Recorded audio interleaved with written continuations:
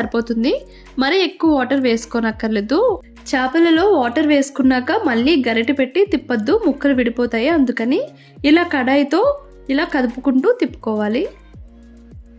Curry almost cook అయిపోయినట్టే. ఇంకొంచెం water ఉంది కదా, ఈ వాటర్లో చింత చిగురు కరెక్ట్గా ఉడికిపోతుంది. ఒక 10 మినిట్స్లో స్టవ్ ఆఫ్ చేస్తాము అన్నప్పుడు చింత చిగురు యాడ్ చేసుకుంటే సరిపోతుంది.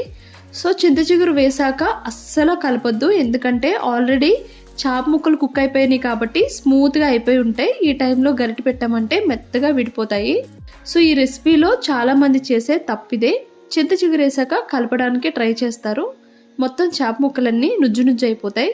చింత చిగురు స్టీమ్తో వాటర్తో కరెక్ట్గా కుక్ అయిపోద్ది. సైడ్స్ ఇలా లైట్గా ఇలా గ్యాప్స్ తీసుకుంటూ కలుపుకుంటే సరిపోతుంది. వాటర్ సరిపోకపోతే ఇంకొంచెం ఈ స్టేజ్లో యాడ్ చేసుకొని కుక్ చేసుకోవచ్చు.